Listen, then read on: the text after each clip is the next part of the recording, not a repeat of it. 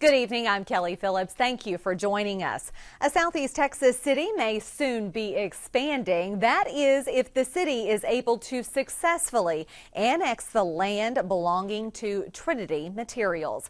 KFDM's Justin Hinton has been investigating. He joins us now in the studio with more. Justin? Kelly, last year, Trinity Materials asked to be annexed by the city of Port Arthur. Right now, the way that it stands, Jefferson County serves all of their needs. But if this is approved, then everybody says that everybody will be benefited. These are all the notices we mail to everybody around. This stack of paperwork tracks the history of Trinity Materials' desire to become part of Port Arthur. Company leaders for the process facility approached the city last year asking to be annexed, but there was a problem. You can't annex something that's not connected to the city. It has to have a connection. So the city began the multi-step process to add the company into its city limits, what city leaders say will be a benefit to both parties. It is a good-sized company, so that will bring tax revenue into the city, which is always a good thing. And it's always a good thing to have another business in the city that is productive. Tizeno says there's also the potential for more jobs.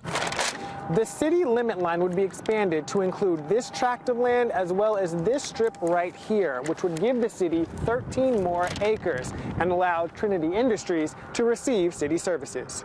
For Trinity, city utilities and Port Arthur fire and police protection would be added. And they maintain their own water system already and sewer system, so basically we'd be just providing garbage service right now.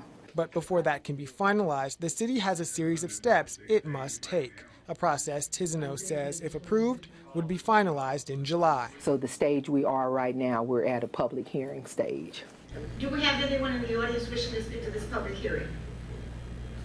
Anyone in the audience wishing to speak to this public hearing? Anyone in the audience wishing to speak to this public hearing? If not, I'll entertain a motion to close it.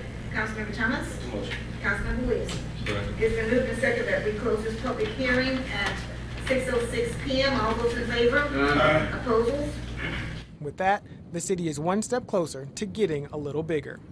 The city has one more public hearing to allow citizens to voice their opinions on whether or not they want this annexation to occur. That will be held 1 week from today on April 9th. Now, the city expects to be able to move forward. As you saw, no one came forward with any complaints tonight. So we'll see what happens at the next public hearing meeting. Reporting live in the studio, Justin Hinton, 6 News Tonight.